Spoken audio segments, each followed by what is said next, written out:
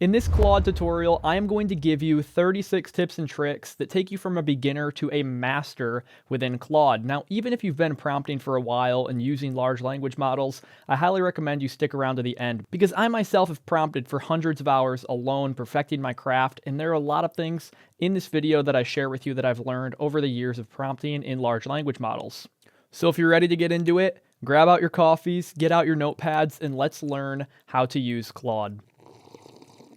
For those of you who don't know me, my name is Drake. I've been teaching artificial intelligence for a couple of years now, and I have an AI Foundations University where it's a community, a classroom, a network, and a live call group all in one platform. This is the best learning experience for AI. I've learned more in the past 3 months than I have in the past 2 years studying artificial intelligence alone, thanks to this community and thanks to getting all of these people from different industries together in one platform and talking about AI. Now, I'll leave a link to join this in the description or the top pinned comment, so if you like what you see in this video and you want to dive deeper into learning with us here at AI Foundations, highly recommend starting at the community. It's an amazing experience. You'll gain a network of people to talk about AI with, and it's meant to be your final stop. In the community, we're talking about AI news all day long. I mean, people are posting multiple times per hour. We have a classroom full of different courses to learn large language models, AI image generations, automation, and more courses to come soon. We have a calendar even with a bunch of different live calls. And we do multiple different styled calls per week. We have live Q&As. We have money-making methods with AI. And of course, you get the community classroom and calendar. So I highly recommend you join if you are interested in anything artificial intelligence. I'll leave a link in the top pinned comment and the description below if you're interested in joining. And without further ado, let's get into these 36 Claude tips and tricks. Tip number 1 is to split your tasks when using Claude. Oftentimes we send off these long prompts that are very, very detailed, and we can't get as much out of Claude when we don't split up our tasks. I'm going to show you an example of what that means to split tasks. Let's say I'm dealing with this long prompt in Claude, and I want to create a YouTube channel in the artificial intelligence space, and I want Claude to help me along the way. Well, here's my prompt. It says, I need help creating a YouTube channel in the artificial intelligence space. Please help me come up with 30 catchy names and describe why each one is good. Also, I would like 10 channel description variations that are general in regards to AI and also describe why those are good as well for each one and why they might work better than others.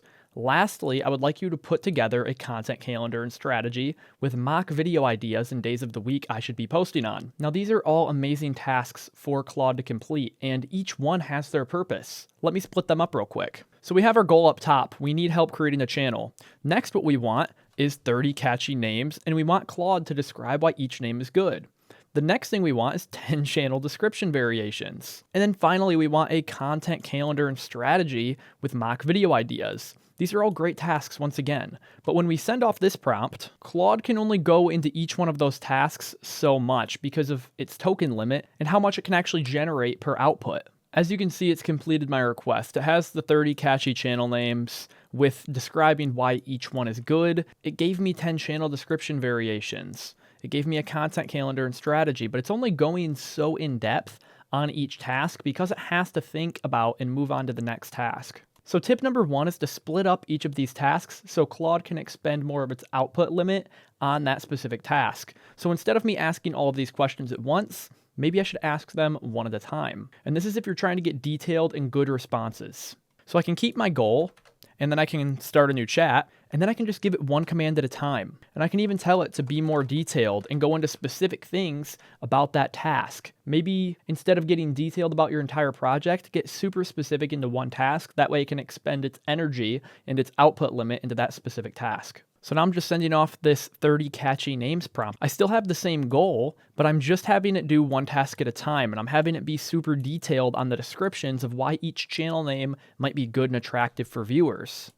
And once I send this off, you can just see how detailed it went into every single name. And it really helps me when it comes to making a decision for my YouTube channel based in the artificial intelligence niche. I mean, just take a look at this one task, how many output tokens it expended. So what I've done is I've taken these two prompts and I've put them in a Google Doc. And what I want to do is compare the word count when we split a task versus when we don't split a task. So when we didn't split a task and we wanted our 30 catchy channel names, this is how in-depth it went. Let's take a look. I can go to Tools and Word Count. As you can see, it gave me 334 words into this specific task. When I sent this task off to Claude on its own, it went much more in depth. As you can see, we have 1,259 words compared to 334. So this is the more in-depth explanation you're going to get when you start to split up your tasks in Claude. Tip number 2 is to use pictures for context. You can do this for so many different use cases. Let me show you a few examples now. Let's say you have a Notion database or a Google Sheet where you track your sleep. Maybe you're using an API to do so and you're pulling in your sleep seconds, but you want to actually convert that to a nicer format that's easier for you and I to understand rather than just seeing your time in seconds. Now, this is just an example of how you could use a picture for context, because right now we have the sleep tracking database. And when you're creating a formula property in Notion, you need to type in all of this code, and it sometimes gets difficult. But in this instance, you could give Claude more context by providing it a picture. And you can even draw on that picture and circle certain elements to show Claude what you're talking about. So if I just grab my basic snipping tool here and I hit new and take a screenshot, I could screenshot exactly what I'm talking about. And I can leave some room underneath it to draw. And now I could circle elements that I want to talk about, such as my property here. Maybe I can circle the property that I want transformed, and then I could write out the format that I want the seconds in. Maybe I'll just give Claude an example of how I want this format, such as this. Maybe I want these seconds to be converted into this right here, 7 hours and 28 minutes instead of whatever these seconds are. Now I could save this image and upload it to Claude for context. So now in Claude, when I have a prompt, I don't have to give as much context into what I'm speaking of in the form of text, but rather as a picture. So I can say, help me create a formula in Notion that converts seconds into the format shown in the image. My Notion properties are in the image as well. I can even put, they are circled, because this is the property we have to use if we want the formula to work properly. So now I can just hit add content beneath here once I have my prompt, and then I can upload my image. So I can go to my Notion photo, hit open, and now Claude has this. It sees what's circled, it sees the format I want it in, and now we can watch Claude do its magic and go to work using this picture as context. As you can see, it gave me the Notion formula with my exact properties that I needed because I uploaded that picture. And I could type it out, but there's a lot more room for error that way. So now when I go in here and I paste in my formula and hit done, it converts all of those just as we had asked, based on the image that we uploaded. You could do this with Google Sheets, you could do this with posting, you could do this with literally whatever, even color palettes. Maybe you like the design of a certain website. What you could do is you could screenshot that website and say, give me the code to replicate this. And you don't have to really describe what it is that you want replicated, you just have to upload the picture for further context.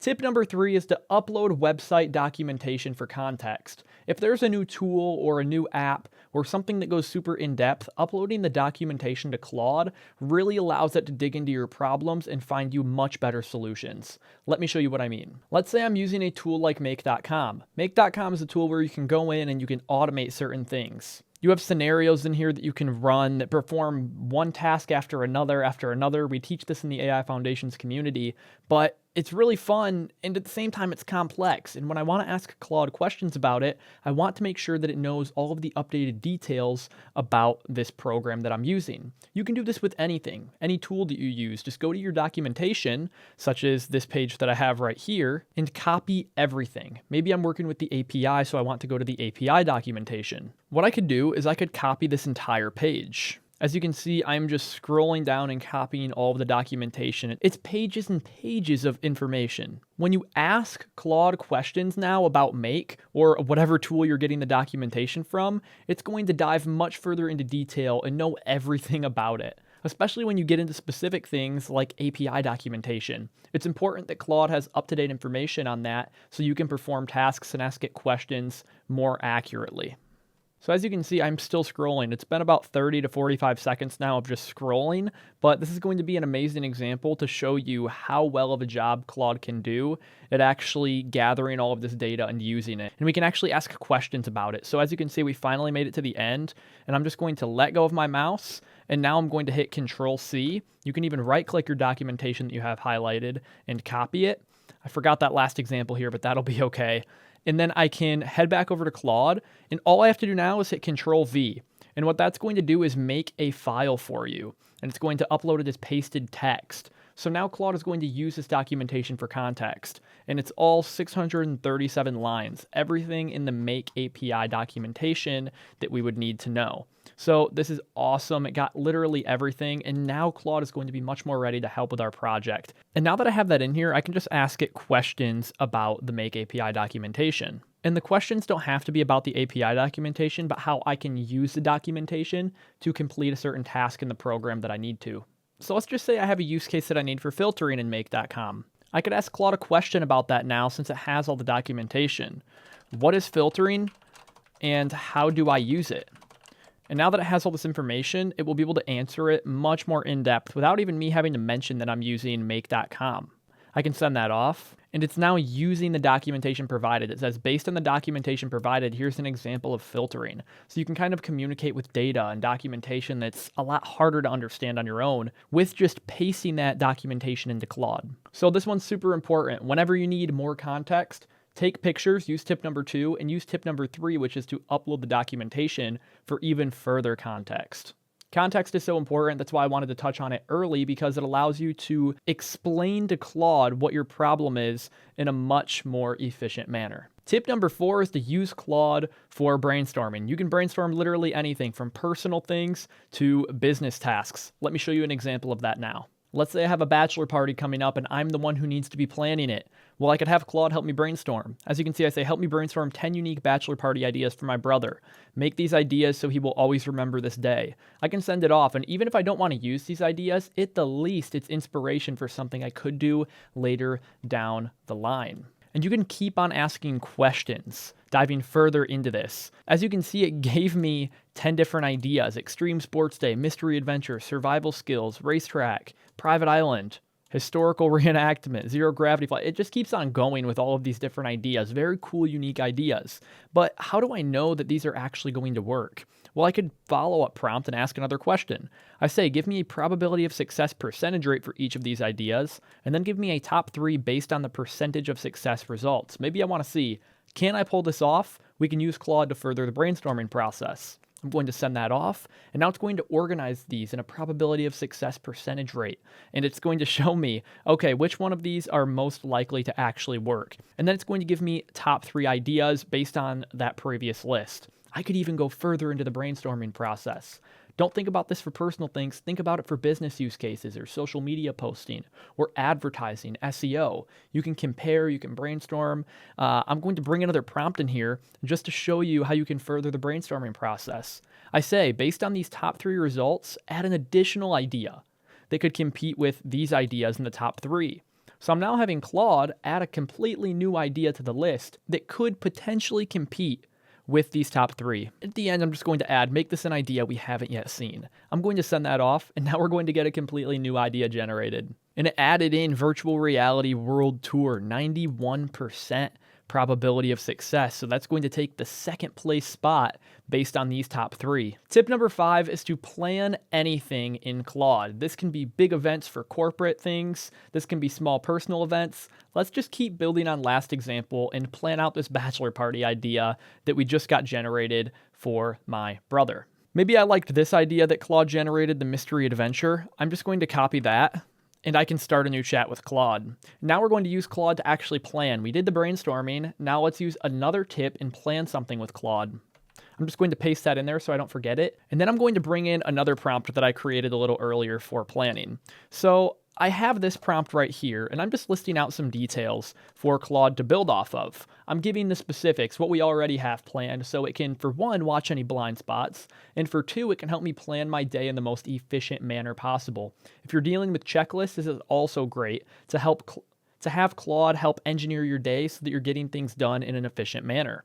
Okay, let's take a look at this. It says, I'm planning a bachelor party for my brother. I'm laying out the environment. Here's the idea. This is where I want to list out my idea. So I can list out my idea. I can copy this that we got generated with Claude, funny enough, and I can paste it in.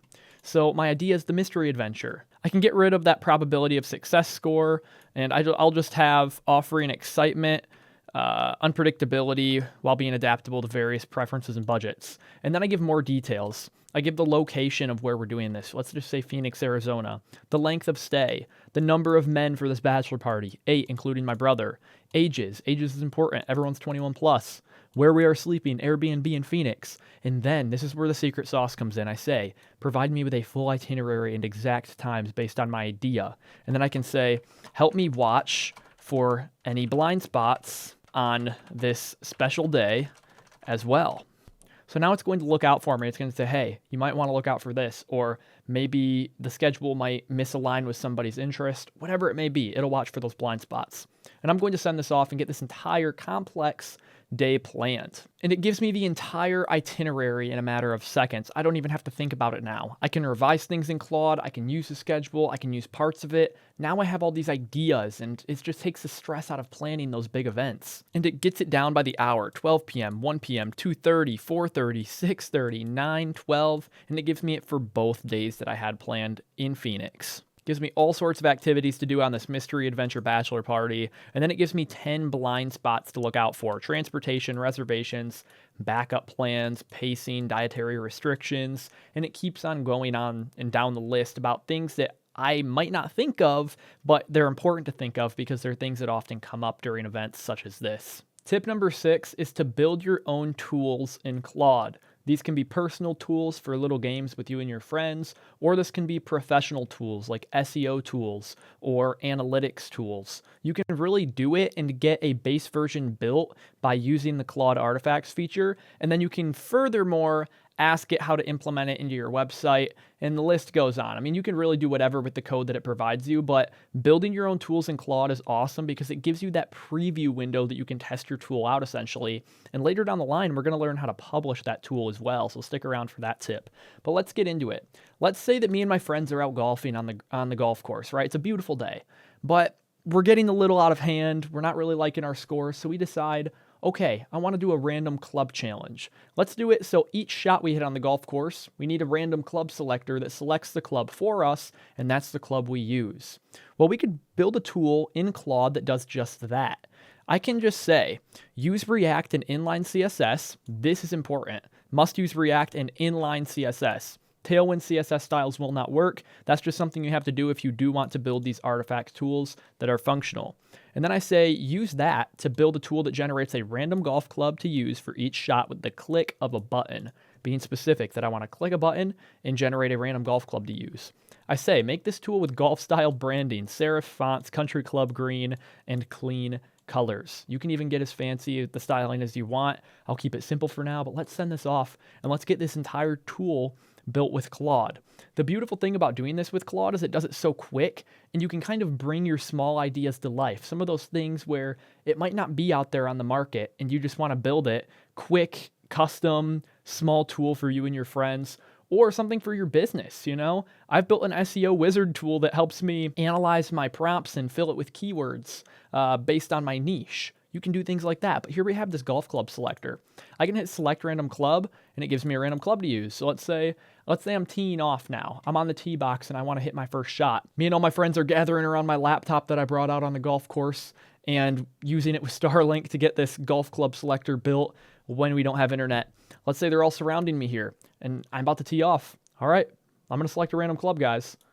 3-iron off the tee box. Not bad, not bad. Maybe my other friend goes and we hit select random club. Driver, perfect off the tee box. My other friend goes. 6-iron, not so great depending on your hole. But you get the point. You can build out these little tools with Claude and actually edit them as well. I'm not going to get into the editing. I have a full video, 15 use cases for Claude, where I get into a little bit more on how you can edit this stuff, but it's simple. You just ask Claude for revisions. Now, we've been learning a lot of tactics with Claude, but let's get into the organization side of things. Tip number 7 is to rename your chat logs in Claude in order to stay a little bit more organized. You have the ability to rename things, and sometimes when you get generating a bunch of different information, it's important that you stay organized. Otherwise, you're going to be searching around all of your chats, just as I have in the past. So make sure that you organize your chat logs, and you can do that by renaming them and giving them specific names, or you can organize them numerically. Whatever you want to do, you can rename them. So if I go to my recent chats by opening up my sidebar, or by just hitting show right here on the homepage, I can click into one of those chats. Let's just click into the Mystery Adventure Bachelor Party. Maybe I want to rename this so it doesn't say Mystery Adventure up front. All you have to do is click on your chat at the top of your screen and then hit rename. It's as simple as that. But this is going to help with organization. So maybe I could put 01, and then I could put Bachelor Party Ideas for, and then brother's name. Maybe I just put Carter, and then hit save. Now this is looking like this compared to Mystery Adventure, and it starts with all this weird text. It's definitely going to help organize your chats. Tip number 8 is to understand the different models that you have access to in Claude. Some people might be using a certain model for certain tasks, and it may not be performing as good as another model might be. Or maybe you need things done a little quicker and you want the prompts and the outputs to come out a little bit faster. Then you might need to switch your model. Do you want it to be better at code? You might need to switch your model. There's just certain things you have to keep in mind when using Claude's models. As you can see beneath your prompt bar, we all have this model selector where you can choose between Claude 3.5 Sonnet, Claude 3 Opus, and Claude 3 Haiku. They have little descriptions underneath, but you can go more in depth on Claude's website. As you can see, Claude 3.5 Sonnet is the most intelligent model. Claude 3 Opus excels at writing and complex tasks, while Claude 3 Haiku is the fastest model for daily tasks. So if you need quick things without complex reasoning, you probably want to do this. If you want to generate some quick text, or just something that doesn't require complex reasoning, that might be your model. If you're doing some creative writing, from what I've heard, Claude 3 Opus is much better at creative writing. In our AI Foundations community, people have been saying, who are writing books with Claude, that Opus is much better at creative writing and following those instructions. Well, I know myself that Claude 3.5 Sonnet is much better at the coding. If you want a more in-depth look, you can go to Anthropic's website to dive and take a deeper look at the models and some of the upcoming models that they have, which is very exciting to think about. So as you can see, 3.5 Sonnet is out, but they're also going to be releasing 3.5 Opus later this year and 3.5 Haiku. So very, very excited for what's to come, and you can kind of go and read a little bit more about this. Every single one of them have text and image input and text output with a 200,000 context window, but they perform a little bit differently per model. You can go down and look at the model names. As you can see, this is a very nice model comparison showing the improvements that 3.5 Sonnet had on the market. As you can see, it just outperformed Opus on the intelligence benchmark scores and also cost less money when it comes to development. And here there's a big list of descriptions, strength, and just checklist things that they go through along with costs and training data cutoffs. I'll just lightly scroll down so you can pause the screen and read which model is good for what.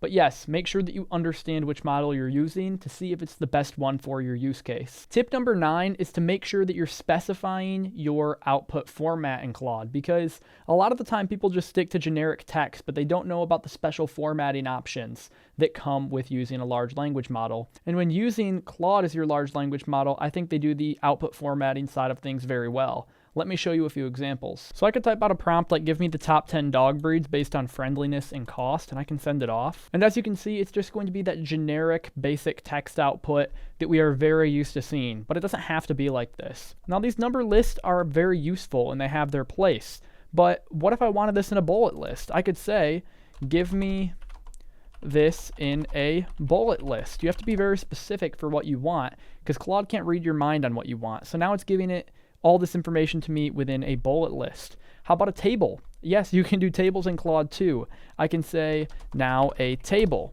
And it doesn't stop there with the output formatting. You don't just have to do a table format. You don't just have to do a bullet list, numbered list, but you can also add in things like special characters such as bolding. So I could say keep the table, but bold the dollar amount. So maybe I want that dollar amount bolded so it stands out a little bit more. It can do that. So now as you can see over here on the right, the dollar amounts are bolded. And you can do this especially when it comes to editing your work. You can say bold the statements that you changed if you're using it for enhancing your writing. So output formatting is something you definitely want to keep in mind. What do you want? What special formatting do you want? How do you want your information presented to you? Be specific and keep this in mind when prompting in Claude. Tip number 10 is to follow up prompt in Claude. You know, a lot of people don't even take the time to prompt after their initial response. They think that that's where they have to stop. They're all good. Maybe they don't get a response they like, and then they quit using large language models. That's the unfortunate truth, is a lot of people stop after the first prompt, but you can use follow-up prompting to do 3 things: analyzing, understanding, and expanding on your output. I'll show you an example of each of those now. So I could ask Claude to create me a list of the 15 most popular marketing strategies. I could send that off, and as you can see, it will give me a concise list of 15 popular marketing strategies. Let's say I want to go in depth on one of those. I can ask a follow-up prompt, and I can ask a follow-up prompt to analyze, understand, or expand. How about we analyze first? What I can say is, create me a table view of these strategies listing the pros and cons. This is going to help me analyze which one is best by taking a look at the pros and cons of each. And if it doesn't help me come to a direct solution or a direct answer, at the least it will broaden my view of the ups and downs of each strategy. So I can send off this analyzing follow-up prompt. And as you can see, it gives me the strategy, and then it gives me the pros over here, and also the right. Now, when you see this, that's just a line break. You can just ignore that. But yes, very good. Gives me the cons, gives me the pros, and this might help me weigh out my options when looking for a marketing strategy to use. Let's take a look at an understanding follow-up prompt. How can we use a follow-up prompt to further understand a specific strategy in here? Maybe I want to learn a little bit more about referral marketing. Well, I could use this basic understanding follow-up prompt. Now, there are many different follow-up prompts for each stage: analyzing, understanding, and expanding. I'm just showing you one from each category. But what we have here is a prompt to further help me understand this marketing strategy that I want to dive deeper into. It says, what are the basic principles underlying the referral marketing strategy? Something as simple as that. I can send that off, and this is going to help me further understand a specific strategy that I got generated. This is an example of an understanding prompt. It now gives me 10 different principles of one of those strategies. Let's do a prompt where we completely tear this apart by adding in a new factor. Not tearing it apart, but actually expanding it, right? So out of all 15 of these, what if I add in something like an industry? I can ask which of these strategies is most positively impacted by artificial intelligence, and that's definitely going to help me expand on this previous knowledge. I'm going to send it off. And it says several are significantly impacted by AI, but it would argue that personalization and targeted marketing is most positively impacted by AI.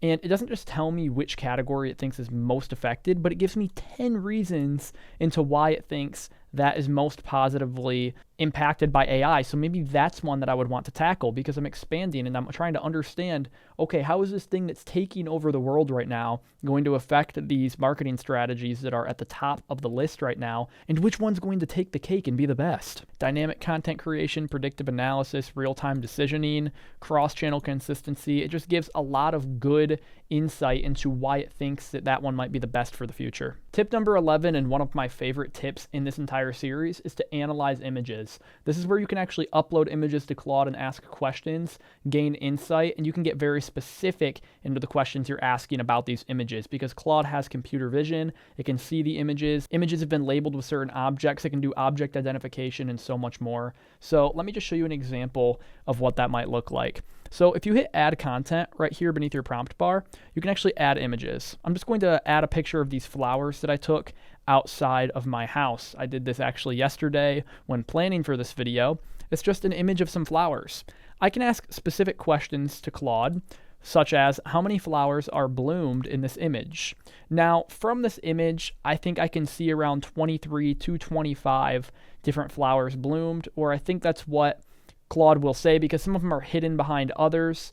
But you can ask how many flowers are bloomed, and it will give you an exact number on how many flowers it sees that are bloomed. So I can just ask that question and send it off with that picture uploaded. And it says, I count approximately 20 to 25 fully bloomed flowers in this image. And then it gives me more in-depth detail about what those flowers are. It tells me what family it's from and describes exactly how it looks. The flowers are growing in a cluster surrounded by mulch or wood chips. Exactly correct. I can say, give me an exact estimate. And it says I can confidently identify 23 fully open flowers in the image. Let's do another example. You can also do object identification. You don't really have to just ask questions about the image, but you can have Claude identify certain objects in the image. So I'm going to ask, what type of plant is this? And I'm going to upload yet another set of flowers outside my house. this is a very cool plant. I really don't even know what it is, so this should be some good insight for me too. What type of plant is this? Maybe I want to plant more, forgot what we bought, and we can go in depth with Claude and have it name things for us. And it says this image shows a lavender plant, and it gives a description into why that's a lavender plant. Now let's do one more with a picture from outside. Keep in mind, you can do this for really anything. It's not just plant and object identification, but you can do this for so many more things, as I'm about to show you in next tip. So now I'm going to upload 2 images, and I'm going to upload images of this baby cherry tree that we just bought the other day. It's kind of by those flowers in the yard. I'm going to open that up. And I just wanted you to keep in mind that you can upload up to 5 images or files. So I'm uploading multiple angles of this Kwanzaa cherry tree. Let's see if it gets this right. I'm going to send it off. And it does a pretty good job. It says, based on this image, it appears to be a young cherry tree. Several characteristics support this identification. I mean, this is just like a baby tree with very little information here. And it gives 5 things into why it might be that cherry tree. And it just did an amazing job. Tip number 12 is to use Claude to get styling advice. Now, you can do this for things online or in person. It really doesn't matter. I'm going to show you an example for both. So if we hop over in Claude once again, and we go to add content, what I have is actually a picture of a website that I'm working on for AI Foundations. And maybe I want some advice. I can open that up. I just took a screenshot of the homepage. And what Claude can do is it can actually give me styling advice or tell me to change certain text or elements around the screen to make the website more attractive. So I could type in a prompt and I could say, be a harsh critic on my website as this is important for visitors. What should I improve on in regards to styling on my hero section? I can send that off, and because Claude has this picture for context, as we learned earlier, it will be able to give me styling advice and act as a critic for my website so I can keep visitors on the website for longer. It gives me tips about the contrast, my typography, my button design, layout balance, responsiveness, white space, brand consistency, and call to action prominence. It's just very harsh, and that's what I wanted it to be. I told it to be a harsh critic, and it's giving me 8 things I need to improve based on this one picture. It's giving me all of these tips that I can implement, or at least if I don't implement them all, I have ideas on what I could implement to make it better, and I might have some things that catch my eye. Let's take an in-person example. Maybe in my room I have a wall that I want changed. I'm just going to upload this picture of my room, and maybe this is actually my old video background I used to film on. If you watch my 36 tips and tricks for ChatGPT video, then you know that this is the wall that I filmed it on. But let's say I'm getting sick of it and I want to change. I can ask Claude to give me ideas based on the surrounding elements. So it'll be able to see the gray floor, the green carpet, the blue beanbag, the gray walls, the white ceiling, and everything else. It's able to see all that stuff so it can provide you with styling advice in person. So I could type out a prompt and just say, I'm getting sick of this green faux grass wall in my room. Based on the surroundings, what may be a good option for an accent wall? I can send that off. And you can give Claude preferences that you have. You can give it ideas.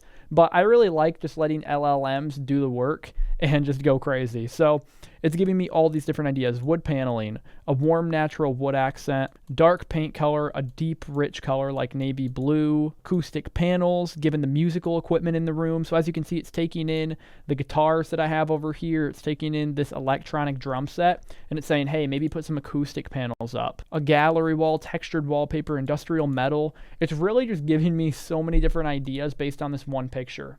And it really depends on the picture as well. If I were to upload a picture with a different wall, it might give me different ideas based on the surroundings and what it sees. It gave me the acoustic panels example because it saw the music equipment. Tip number 13 is to assign a role to Claude. This completely changes your output in a matter of a couple of words. So let me show you just an example real quick. Let's say I need help writing a birthday letter for my younger cousin Timmy. It's his 9th birthday.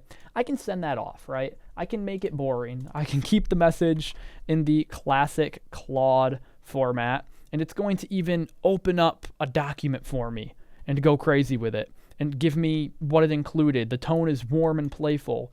What if we want the tone or the style in a different way? Well, we can do that by assigning a role. So if I keep this birthday letter the same and I just assign the role of a pirate, you'll see how much it changes. So I say keep the message the same, but act as a pirate. When you say act as X or fill the shoes of X, whatever it may be, if you're giving Claude a persona, it will fill the shoes of that persona. It's just amazing. So now I can say keep the message the same, but act as a pirate. You can pause the screen and read this now. And when I send it off and it changes the message to act as a pirate, you can pause and compare them against one another. So as you can see, it's saying things now like, ahoy there, young Timmy me bucko. Shiver me timbers, it's your 9th birthday already. Blow me down, time to be sailing by faster than a clipper ship in a stiff breeze. Okay, it's talking like a pirate now because we gave it that role and we assigned it that message. Now, let's do something a little bit more serious. This is one that I always love showcasing in my other courses, but if I hit start a new chat, let's do something a little bit more fun. We can say act as an etymologist. An etymologist is just somebody who studies word origins through history. So I could say act as an etymologist with 10 plus years of experience. Guide me through a word origin exploring sequence with short prompts and direct actions for me to take. I'm having it fill the shoes of a professional word origin expert, an etymologist to be exact. I can send that off, and now it's going to act like an etymologist. It's saying, welcome to our etymology exploration sequence. I'll guide you through discovering the origins of words using short prompts and direct actions. Let's begin. And then it gives me 5 steps I can complete. Choose a word you're curious about. Any word will do, common or rare. Write down your chosen word. Try to guess its language of origin. Don't worry if you're not sure. Know any related word that comes to mind and share your word. So it's guiding me through this game, and it's filling the shoes of a professional with this custom action I gave it to take me through a word origin exploring sequence.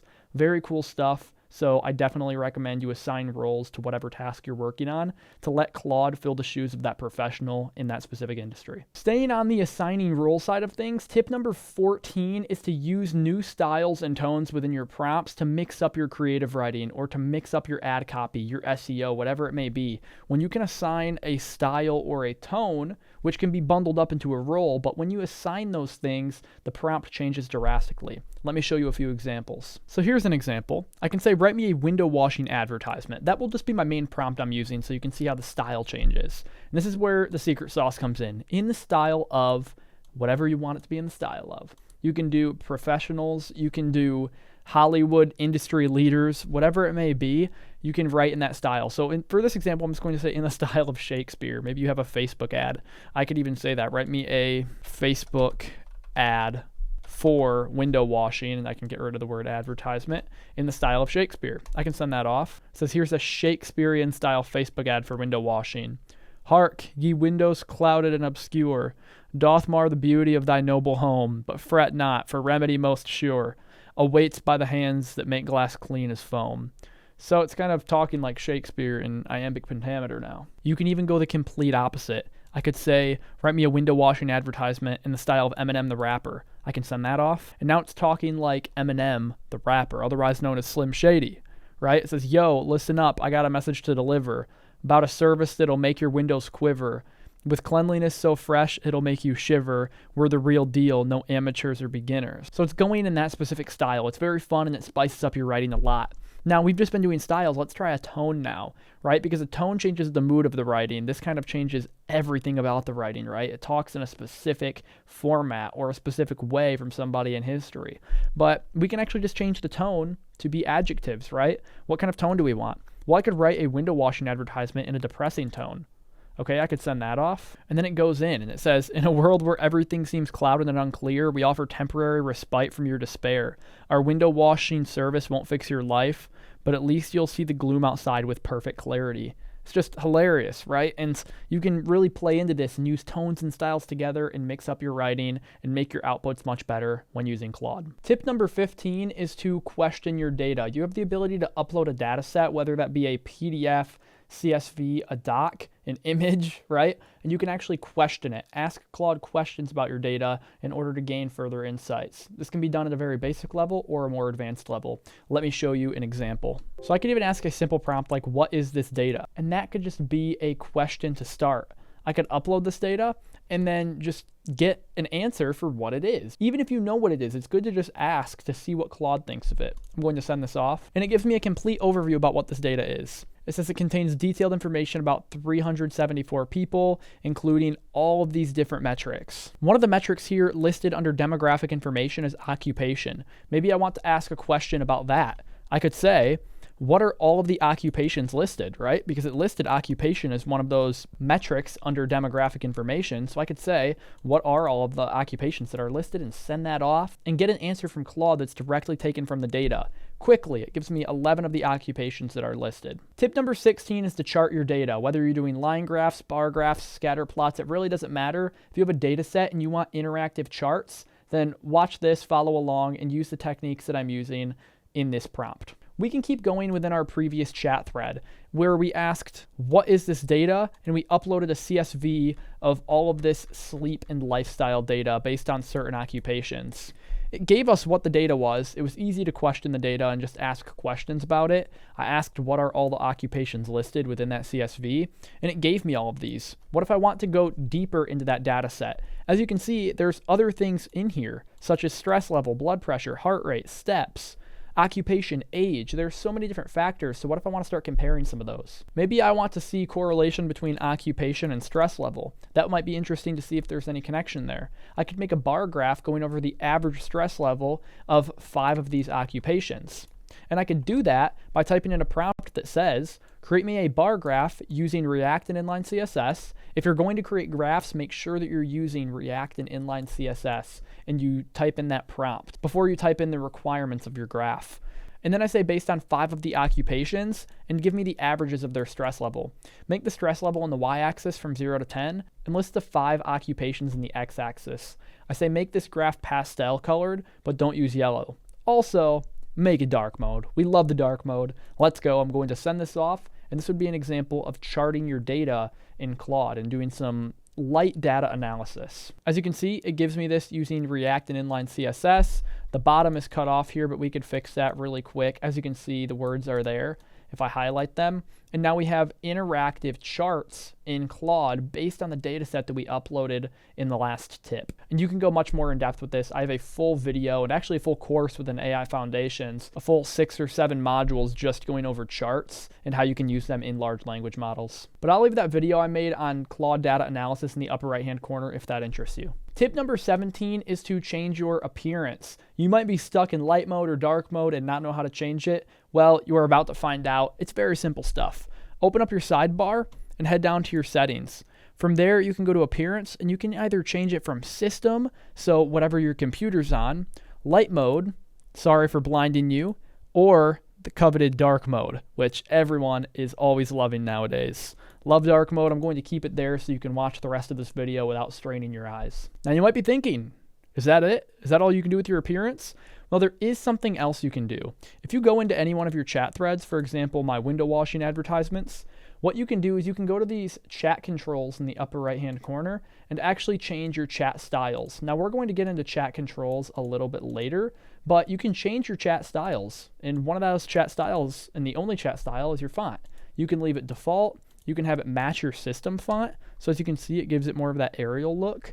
Or what I really like about Claude is they have a dyslexic friendly font built into their system. So if I click that, I'm sure if you have dyslexia, this is somewhat helpful, but it makes the text dyslexic friendly. So very, very cool. Tip number 18 is to quickly capture screenshots natively in Claude in order to give Claude further context into what you're working on. This can be done very quickly with a feature that's baked into the prompt bar. Really like this one, and I haven't even used it as much as I want to because I just discovered it. I've always wondered what this little camera here was until I hovered over it and saw captured screenshot. This is something you can do to capture a quick screenshot of a different screen and have it automatically uploaded to your Claude chat. So let's just say I'm on my AI Foundations YouTube channel over here looking at some things just to show you the power of this. I could ask questions about these 12 videos here on the homepage very, very quickly. If I go to Claude and I hit this capture screenshot button like this, and I capture the tab that I want to take a picture of and hit share, what that's going to do is screenshot that and automatically add it in here. So now I can ask questions about this, such as which of these videos performed the best. If I send it off, Claude will be able to read that screen that quickly in the time that I'm talking to you. It'll be able to pull that information off the tab that I captured. This is going to be great if you're working on SEO or any other projects where it involves taking a lot of screenshots. And it's actually going to give me the one with the most views. 15 insane new use cases for Claude Sonnet, 182,000 views, making it the best performing video among these shown. And it's taking that screenshot just like that. Very quick, very cool, and I hope that helps speed up your workflow in Claude a little bit more. Tip number 19 is to export your chat logs in Claude. you have the ability to actually export all of your chats to your email. So if you're somebody who likes having things backed up, or you just like having an extra copy of something, then this tip is definitely for you. This one is very simple. What you want to do is you want to head down to your Claude sidebar and you want to select your profile.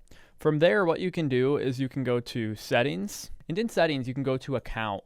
In account, you have the ability to export your data. So what you want to do is you want to hit export data, and what it's going to do is actually send you an email with a link that is going to expire within 24 hours. So this may take a little bit of time as well to actually prepare the export and send it to your email. But what you can do is you can hit export data, and then up in the upper right hand corner behind my head right now, it says export started. Now when I go to my email, as you can see, Anthropic will send you a message and it says your data is ready for download. Once you hit download data, it will bring you to this downloading screen where it says your export should begin downloading automatically, which it does. And all of my data is just downloaded in a zip file in the upper right hand corner. So I could then drag that zip out on my desktop and I could hit open. And now I have all of my conversations and the users for those conversations as well. And it actually is going to export your conversations and the users of those conversations in JSON. So you could use another tool to extract that JSON or turn that JSON into plain text if that's something that's easier to work with, or even a CSV so you can upload it to a Google Sheet or something like that. But that is how to export your data in Claude. Tip number 20 is to use Claude to create color palettes. Whether you're a designer, founder, CEO, entrepreneur, it really doesn't matter. We're always needing some color palette for something, especially if you like working alone or if you do work alone. Sometimes it's hard being that creative in your business and you need to create some color palettes. Well, Claude can help you do that with a single prompt. Let me show you how that works right now. I can tell Claude to create me a color palette for my water bottle brand that filters dirty water to clean water in 15 seconds, giving it some insight into what I want a color palette created for, so it can take inspiration and design the palette around me. And it doesn't just come up with a random palette based on nothing. This is going to help bring my brand to life.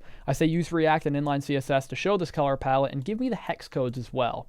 I can send that off, and it gives me a nice color palette that I could use for my brand. It gives me a pure blue, clean teal, fresh aqua, earthy brown, and crisp white. I can even edit this color palette by adding in more information about my brand. I could add in this. My slogan for the company is from muddy to miraculous, clean water in 15 seconds flat. Does this change the color palette at all? And then I can send that off to see if certain slogans and certain things about my brand might influence my color palette. And it looks like it added in an accent gold and changed around the blue a little bit. You can always go to the different versions of your new code by hitting this arrow down at the bottom left-hand corner. As you can see, my pure blue actually looked like it stayed the same. But what it did was added in that accent gold. And to be honest, this color palette needs some work because this doesn't look that great. But it gives you ideas to build off of, and you can say certain things like make it pastel. And just by saying make it pastel, that color palette is beautiful. I could even say make it on a dark mode background. And now we're really getting the brand built here. You can just keep on going through these different variations of your color palette and just really design something nice. Tip number 21 is to create projects in Claude. This is where things start really taking off, and when you start understanding these tips and features that are to come in this video, then you're going to be a Claude master. Claude projects are an amazing way to organize your work, provide different custom instructions, project knowledge, and this is really going to get you ahead in the world of large language models, something you need to learn. In order to create a project, first and foremost, you have to be on the professional plan of Claude, which it's just definitely worth it when you have access to these projects. As a matter of fact, I have 2 Claude accounts because I want to keep using it, and my token limit runs out after using Claude so much. Even in this video, I've had to move to the second account. But in order to create a project, hover over Claude in the upper left-hand corner and go to projects. Very simple. I've got a ton of these little projects in here. Think of these projects like folders. You can name these projects, give them descriptions. You can sort them by recently created or recent activity. It doesn't really matter, whatever way you want to do it. But in the upper right-hand corner, what you're going to do is hit Create Project. And this is where the organization comes in. You want to give your project a name and describe what you're trying to achieve. This is a personal project. So I could name it Social Media News Summarizer. And then I could give it a description. Let's just say news articles in, awesome summaries and social media posts out. That's what this project is going to be, and that's what we're going to be creating over the next couple of tips. I can hit Create Project, and now we are in the project dashboard where we have a prompt bar on the left. We can add content, capture screenshots just like before. We have organized chats within this project, and even a project knowledge section, which is going to allow us to add tons of different things to this in order to enhance our workflow. Tip number 22 is to set custom instructions. Now, when you're within your projects, you have the ability to do something called setting custom instructions, and this is where you get ahead. This is where you start to optimize your workflows for speed and productivity, and where you can really start automating tasks in Claude. As you see, I made this social media news summarizer project with the idea in mind that I want to be able to come to this workspace, upload news articles and the links to those news articles, and get social media posts and summaries out for all of my accounts. And then also have a link attribution system where I can attribute the content to wherever I got it from. So I can start this process by setting custom instructions. Here, this is how Claude should respond to each prompt that comes into that prompt bar when you're in this project. You can do this for multiple other projects with different custom instructions for each. That's why projects are so powerful. You instruct Claude how to behave and respond for all of the chats within this social media news summarizer. I can just paste in some custom instructions that I pre-created here. And what I basically have here is I'm giving Claude a role. I'm saying you're a social media expert with 10 plus years of experience with posting on X, formerly Twitter. And then I give it an objective. And that objective is to analyze large news articles, create social media posts that are curated towards my audience in the artificial intelligence niche, create an X post based around the articles. Don't copy the actual text, paraphrase it so we don't plagiarize. At the end of every post, take the link I uploaded with the article and put it at the bottom. And then I give it a personality trait with a tone, and I give it a custom output format to use. I say Twitter post, read more about, and then I have a custom topic of post section here in brackets, and then I tell it to provide the link down below. I can hit save instructions, and now instead of typing out a prompt this large every single time in each one of my chats when I want an X post, I just have it set aside in my custom instructions in the background working for me. So for example, seeing these custom instructions used in action, I could come in here and I could just copy this entire article. I could paste in the article. I could say, here is the article, and I could paste that in just like that. And then I could say, here is the link to the article so that I can provide content attribution to my summary. And I can just copy the link right here and paste it in. And now I can send that off, and it's going to use my exact output formatting that I set up in the custom instructions. It's going to take in that profession in that role that it has, and it's going to curate an X post for me. So as you can see, it gives me an actual Twitter post that I can use right here. So I could copy this, and then it even provides the link where I got that information from, so I'm not stealing anybody's info. Very cool how it added emojis and just gave me a nice Twitter post. That's the power of custom instructions. They're custom instructions for how you want Claude to respond. Every single time, specialized output formatting, custom personality, 4 different projects, you name it. The possibilities are endless when you start utilizing custom instructions. I have a full tutorial going over that if you really want to learn how to use that. I'll put that in the upper right-hand corner. But this is something you have to understand and start using within your Claude toolkit. Tip number 23 is to use project knowledge when you're inside one of your projects. This adds a whole nother layer to the game. If I go back to my social media news summarizer here, and I hit add content above the custom instructions here, I have 2 options. I can add text content, or I can upload from device. For now, I'm just going to hit upload from device, and what I'm going to do is upload a Twitter posting guide. For this guide, I have some example Twitter posts for how I want Claude in this case to create Twitter posts.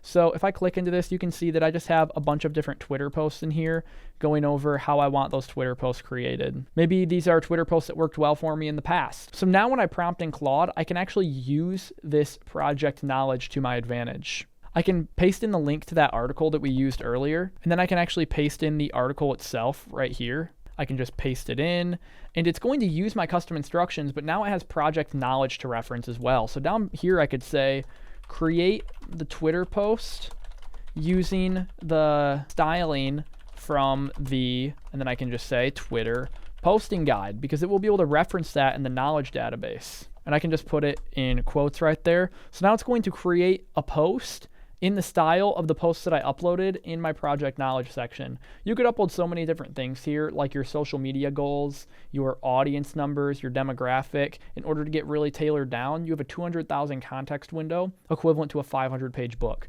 I've uploaded this 41 lines and have used 1% of my data. And that's not even at scale. If I uploaded more, it still would probably be at 1%.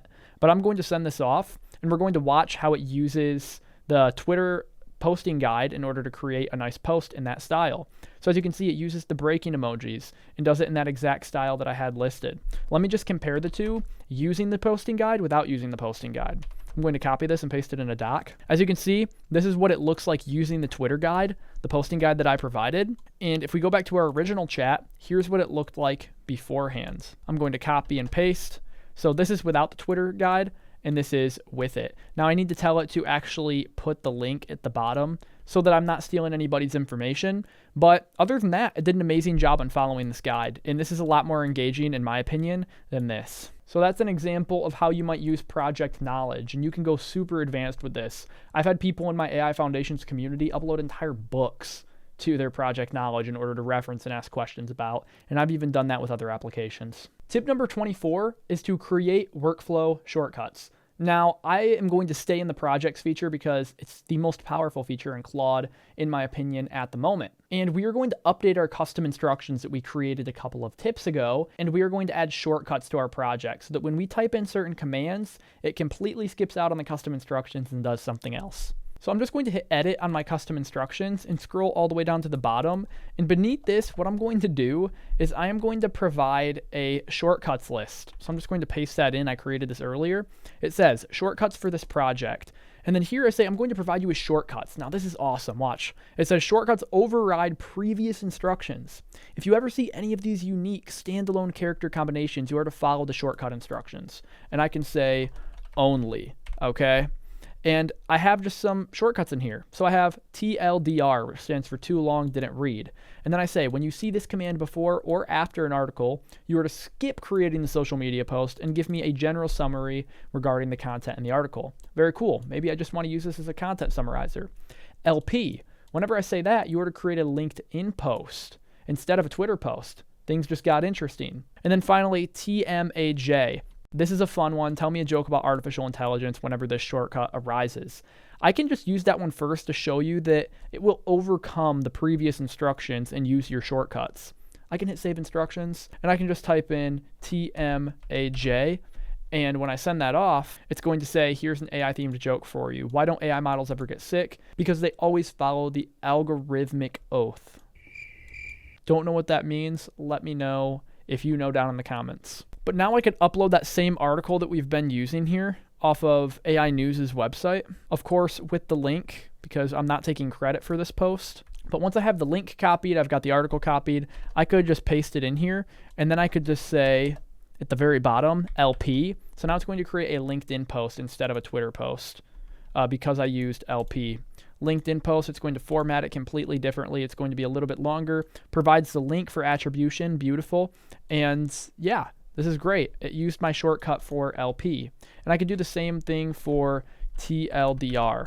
If I send off that shortcut, it will give me a general summary just as I asked it and not create any post. So that's how you would use shortcuts in your project workflow in order to add little custom things that maybe only you know about and maybe they're just secrets within your project. And this is very good for a project that you want to be like a Swiss Army knife. You want it to do multiple different things, but you want to maintain one central theme. Tip number 25 is to combine all of the features of projects into one. Use project knowledge with custom instructions. Use shortcuts with project knowledge for custom instructions. There are so many different things you can do, and this is going to be the last tip on projects, I promise, but I want to dive in and show you what I'm talking about. I want to upload some more project knowledge and then show you a visualization of how custom you could get with this, just to open your eyes to the possibilities when using Claude, because you have such a high context limit that it would be a shame not to use it. So I'm going to first add more content to my project knowledge and upload that from the device. I'm going to upload a LinkedIn posting guide. And then instead of telling it in my prompt to use the Twitter posting guide or to use the LinkedIn posting guide, that's something repetitive that I could upload to custom instructions. So now I want you to reframe your brain. I want you to use custom instructions in order to reference project knowledge, because you can call out certain items in your project knowledge space with your custom instructions at a certain point. So you can say, after I upload an article, use the LinkedIn posting guide or use the Twitter posting guide to do this. You can reference, you can cross-reference, and the outputs are endless when you start diving into this. So I have my LinkedIn posting guide here with some LinkedIn posts uploaded that I really liked. And what I can do is I can edit my custom instructions. And under the objective, I could add something down here that says, use the Twitter posting guide and model the post from those posts. So now I don't have to put that in my prompt. Something I'm cutting out of that process just to stop the repetitiveness of it. Same for the LinkedIn posting. I could go down to the bottom of my constructions for my shortcuts, and I could add this. Use the LinkedIn posting guide and model the post after that whenever I use the shortcut LP after an article. Very cool. I can hit save instructions now, and now it's going to actually use custom instructions and reference the project knowledge from those custom instructions so that I don't have to reference it from the prompt itself, but I can just do as minimal prompting as possible, set it up in the back end once, have all the referencing. I could even have further instructions, further custom instructions in these PDFs and in this project knowledge that I reference within the custom instructions. It's like Inception. You just go further and further into this process. Now, I just wanted to show you this. This entire box, just look at it as a Claude project, okay?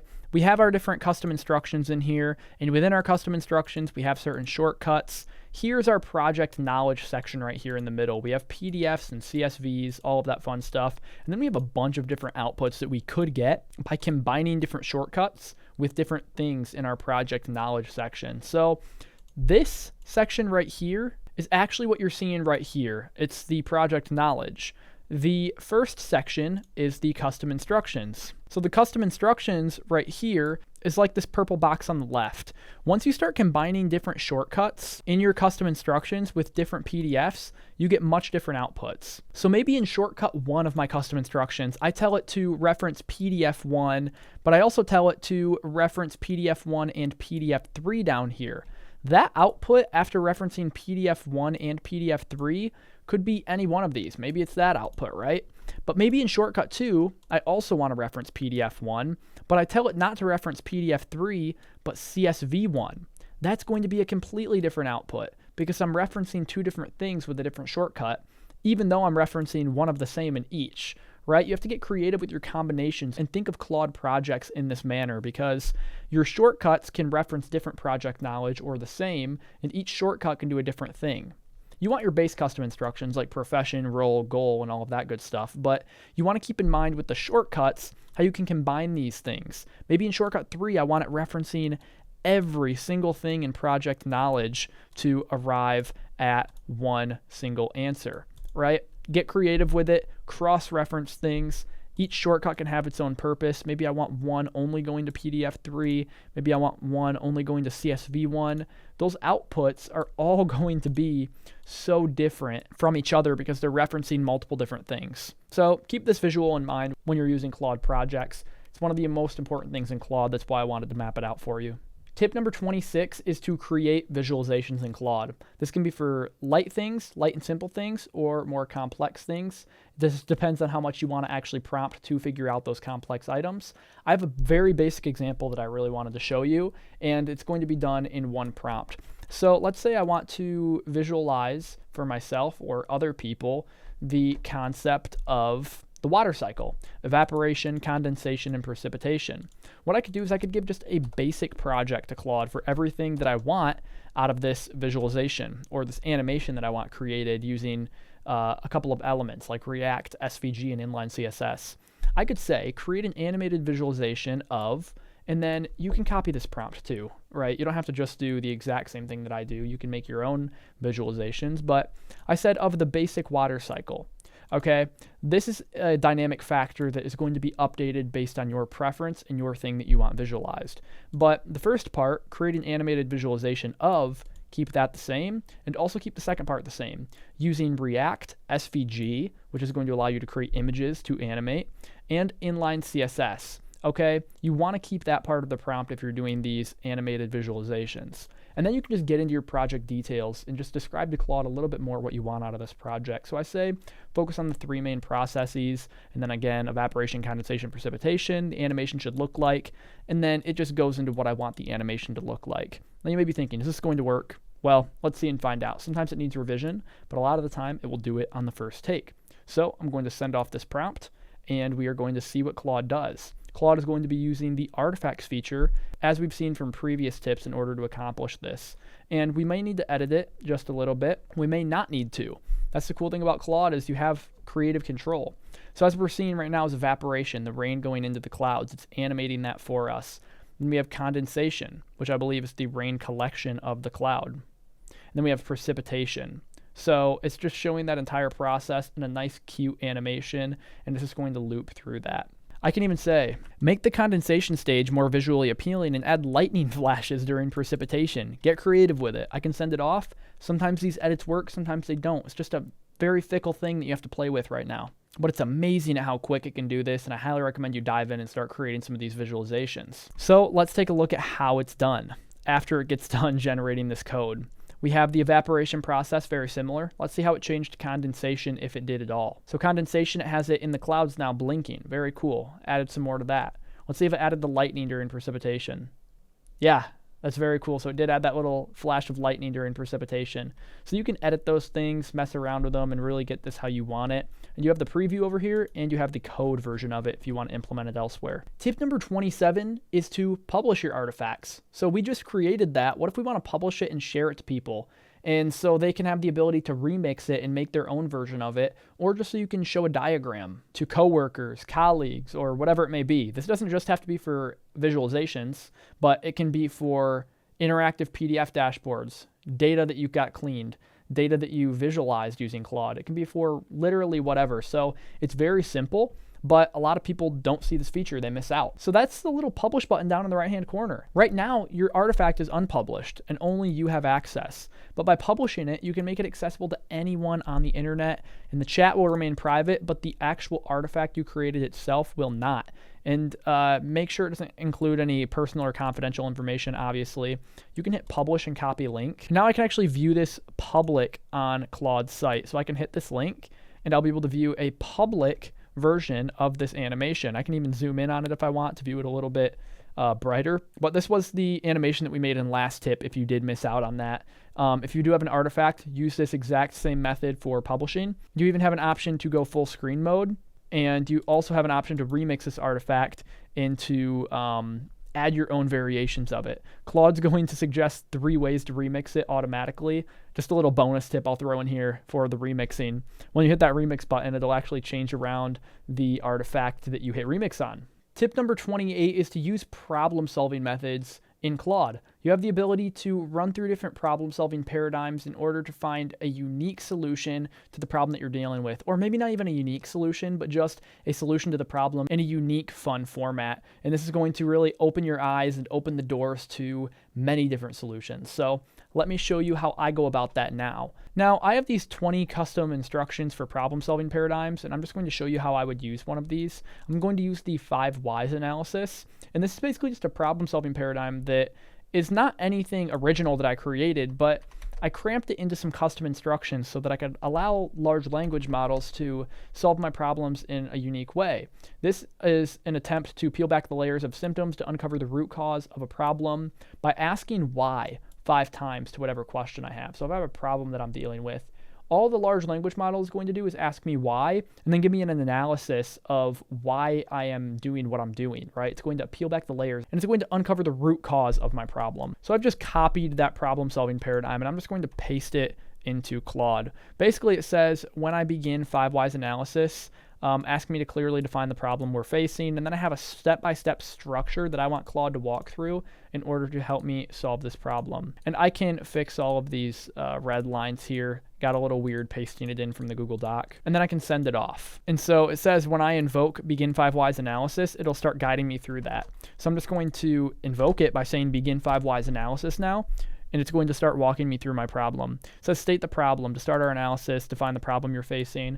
And there's so many different problem-solving paradigms out there. In that list, I have like 20 that I've been using and that I have available. So very cool stuff. Just so you know, those problem-solving paradigms are available within the AI Foundations community. And I can just walk through this paradigm. What problem are you trying to solve? And then I could just go through my problem that I want solved. I could say I want to eat a cheeseburger, but I'm scared I'll gain weight. I can send it off. Why are you scared that eating a cheeseburger will make you gain weight? And it's going to keep asking me why. It's going to ask me why 5 different times, and it helps really peel back the layers. So it's asking me why I'm scared, and I can just say because I know the ingredients aren't good for me. I can send it off, and it's going to dig further in. Why do you think the ingredients in the cheeseburger aren't good for you? Because I've read the nutrition label. Okay, and this works better for deeper problems, like when you actually need to find a solution and you're not messing around like I am. But it says, why does the information on the nutrition label concern you? What specific aspects of the nutritional content are you worried about? It's asking me questions diving into the root cause of my issue. And I could keep going, and then at the end, it gives me an analysis review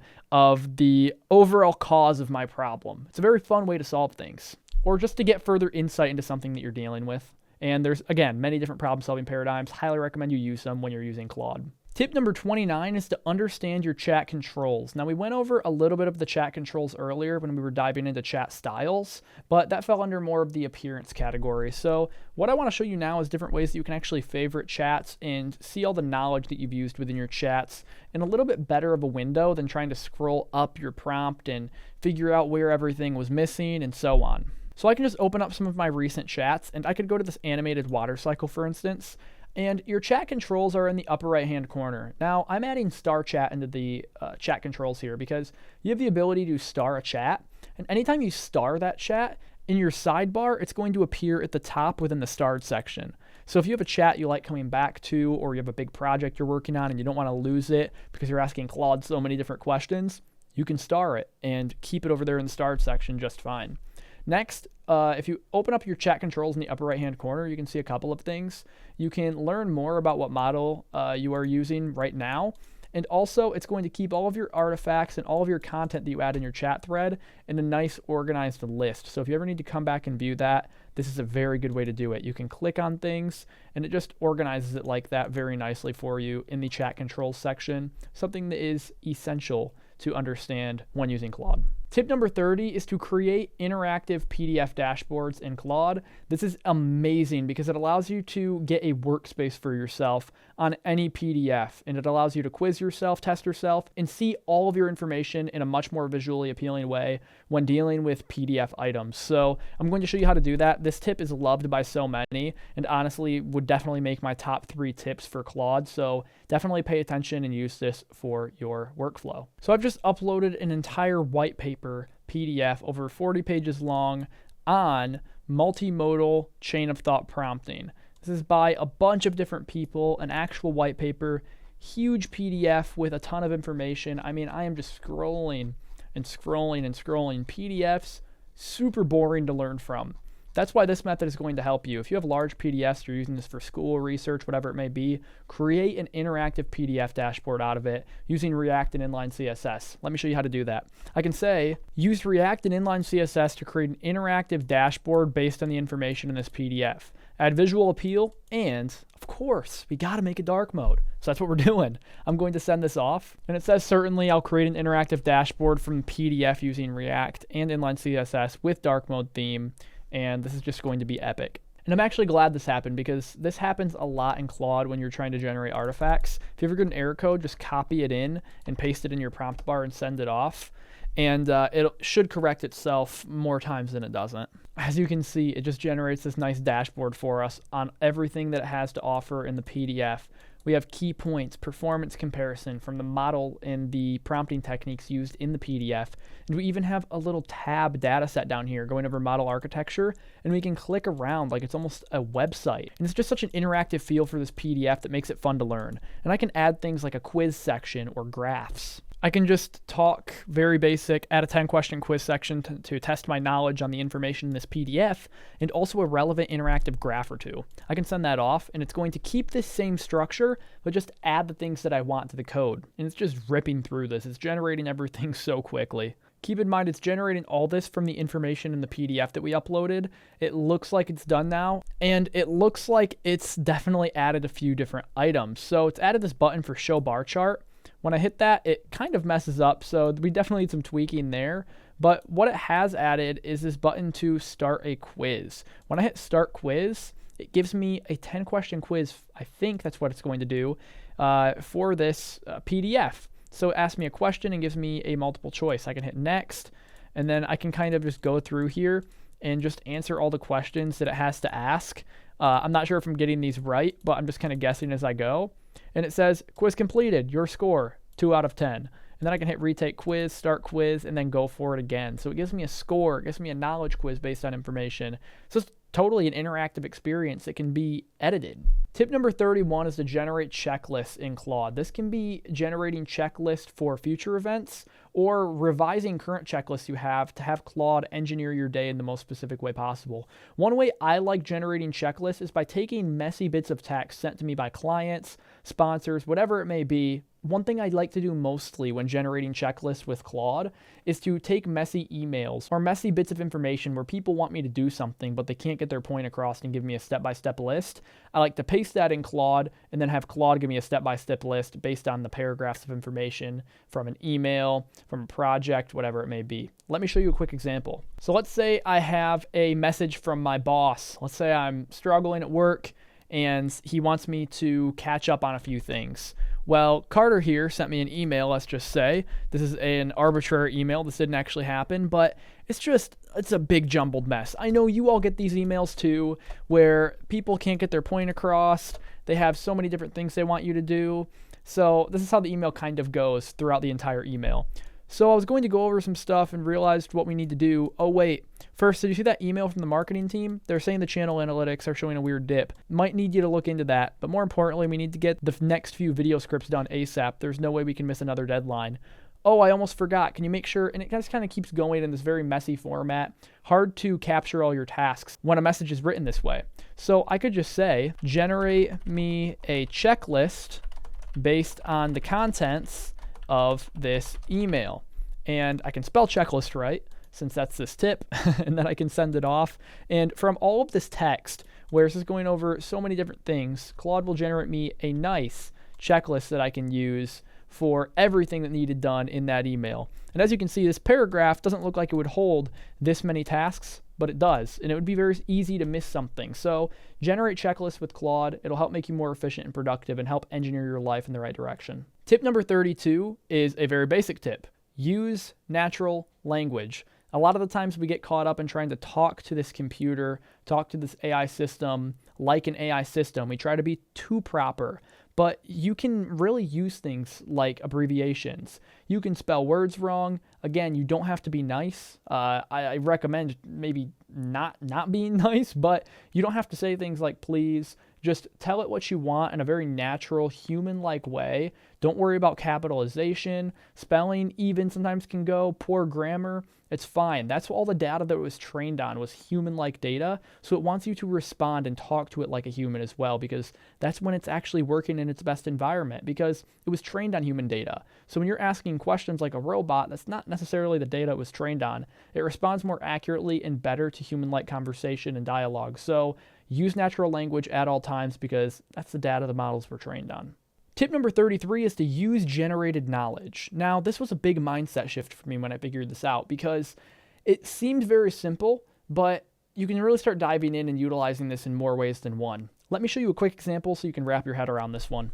I could type in something very basic, like create me 10 facts about the Roman Empire and send it off. And then it gives me 10 facts about the Roman Empire. But the cool part is we don't just have to go use this information, but we could add on to it, right? And we could use this newly generated knowledge to create something else new. So now I could ask Claude to use these 10 facts to create an engaging research summary for my school assignment and how it ties into history. So I'm generating 10 facts, and then I'm using that for another project in the same chat thread. This is called using generated knowledge, a very important basic technique to understand when using any large language model for that matter. So I can send that off, and now it's going to use these 10 facts to create me a good research summary. And I love how it's just diving into every single one of them. Very cool, and now we have a research summary built based on the generated knowledge from the previous prompt. Tip number 34 is to enhance your writing with Claude. A lot of the times we get caught up in generating new information, and we forget to realize that Claude is here to help us and be our assistant for information we already have presented out there to the public. This is one of the best ways to use Claude is for writing, revision, and enhancement, and I highly recommend you start implementing this in your workflows because it's just so powerful, and it takes a piece of you. It's not completely AI generated, but it takes something from your mind and just makes it better. So let's get into it. First, I could use a previous tip that we just learned using generated knowledge, and I could start off by asking Claude, what are the best keywords for the artificial intelligence niche? Give me 8. 8, kind of a random number, but nobody uses it, so let's go with it. And it gives me those 8 different strong keywords. Next, I could actually use these keywords to enhance my writing that I already have. So let's just say I want to quickly capture a screenshot of this screen and I want to enhance my hero section copy based on my website. I could go down here to this little camera and capture a screenshot, and I could capture that entire page that I just showed you by hitting share. And now it added that file to my media here in Claude, and it has my heading and it has a description for that as well. Very cool. So now I can enhance my writing by using this generated knowledge and writing that I already have. So I could say this: enhance my hero section copy for my website dealing with artificial intelligence, and add these keywords if possible to make my work more SEO and keyword rich. So I wanted to use these words if possible because I'm an artificial intelligence website. I'm using it to enhance my existing writing. This has already worked, but maybe I just want to enhance it a little bit and add to it to see how it works with different keywords and SEO heavy topics in my artificial intelligence space. Very cool, right? I can send that off, and I'm actually using 3 different Claude tips in this tip right here. I'm using generated knowledge, I'm using that capture screenshot button, and the enhanced writing technique. And it gives me this right here. And I could even say, bold the changes so I can see what it changed. So now as you can see, all the changes are in bold and all the non-changes are in non-bold, right? So it bolds what it changed and added, and it keeps the same what it didn't add. So it added this entire bottom paragraph here. That would be an example of enhancing your writing and actually using that bold the changes technique to see where exactly it enhanced your writing. Tip number 35 is to analyze call transcripts. Yes, analyze your call transcripts with Claude. I've been doing it with our AI Foundations community. Whenever we have a live call, I throw it in Claude and I get insights. I actually have an entire project for that so that I can go over each call, what we did wrong, what we could improve on maybe, what questions we didn't answer entirely, and I could touch up on those, or I could get back to those people as soon as possible. But we live in a digital age where we're on Zoom calls, we're on Google Meets, we're doing all of this every single day, and with those calls comes transcripts, right? And we can actually upload those transcripts to Claude, whether you're just having a personal meeting with your business partner or a big group corporate meeting with your entire company, and we can gain insights from those calls and further remember what we need to do. If there were any action-oriented items, if there's anything that we need to take away from the call, we can remember it all. So let's do it with Claude. I'm going to go to my screen and I'm just going to hit add content, and I'm just going to upload these auto-generated captions from one of our Zoom transcripts. I'm going to hit open, and now as you can see, it's 6,400 lines of an entire call in our AI Foundations group. I'm just going to keep scrolling to show you how long this is. It's over 6,400 lines, and I'm not even a quarter of the way down yet. So I can ask Claude questions about these call transcripts. I can say, what was this call about? It says this call was about integrating AI into automations and workflows, and then it gives me all of the main topics and even includes names in there for people that we helped. It says Drake demonstrated an object detection system built using Claude. Funny enough, I did in this and it was awesome. Carter showed how to set up automations in Make, integrating tools like Airtable, ChatGPT, email. Kevin's idea for automating client intake, forms, and emails. Stacy's brainstorming automation. It's going over all these people and all the projects and everything that happened in the call based on the transcript. I could even ask a question like this to put Claude to the test. List all the people you can from this call and a quote from each one. I can send that off. It says, here's a list of people mentioned in the call along with a quote from each. Now, we had over 25 people in the call, but I guess not every single one of them talked, and I know it missed some people, but Drake, I personally believe that automations, they've gotten much more powerful and also a lot more popular. Carter, I'm using Claude 3.5 to do all the coding. Very good, Carter. David, sorry if I missed this detail, but are you able to upload a live link? And it's so accurate with these call transcripts. So I highly recommend you get your calls analyzed in Claude, ask questions for further insight and further understanding. Tip number 36 is to not become too attached to Claude. Now, I made this first mistake when I got involved with ChatGPT. I failed to see the powers of all the other large language models. I would completely block them out because I would only use ChatGPT. I wouldn't be here making this video sharing all of these cool tips if I stayed too attached to one large language model. And sometimes you work with one large language model much better than others, and it just supports your use cases a little bit more. But there's a multitude of different models you can connect with each other, especially when you start getting into things like make.com and you start combining different model agents. And maybe you have the Perplexity large language model do your research for you on the internet. You have ChatGPT doing some data analysis for you while you have Claude doing the coding for you. You can really start combining these models to do something special. And that's what we really teach in our AI Foundations community, is how to not only combine large language models, but how to combine any models in general, whether it's AI image generation, audio models, music models, video models. It really doesn't matter. That's what the AI Foundations community is all about, is just showing you how to use these tools all together. Like if we go in the classroom here, that's what we're doing. We have large language model mastery. Notice how it's not Claude mastery or ChatGPT mastery, even though I do have the ChatGPT mastery. We went more broad and just learned how to master large language models in general. We took it from the basics. We even have AI image generation. We're about mastering all the models, and that's what's helped me grow so much over these 3 months and expand my knowledge much more, is when you don't become too connected to one tool, you realize what's out there, you recognize their strengths and their weaknesses, and then you move on. But that's all I have for these 36 Claude tips and tricks. Again, as I was just showing you, we do have the AI Foundations community. If you like the style of learning, you like the energy, and you want to be a part of a community of AI enthusiasts, you want your final stop for artificial intelligence, highly recommend joining the AI Foundations community. We're doing much more of this in the group. We're doing multiple live calls per week. We're going super in depth, multiple courses, a network of AI pros sharing so many different things, so many different members from all around the world. And it's an amazing experience. You will not regret it. Highly recommend you join. But with that being said, if you don't want to join, perfectly fine. I've got plenty of free content on here on YouTube that you can just go and enjoy. But subscribe and like this video if you did enjoy it. And please let me know your feedback in the comments. What tips did I miss? What tips were you hoping to see? Is there anything you want me to make specialized videos for? All this is great insight for the AI Foundations channel. Again, highly appreciate you for watching this video and sticking it out to the end. If you are still here, you are a trooper. Congratulations. I hope that this helps you master Claude, and I hope you can use this as a reference for your future. All right, I'll see you in the next video.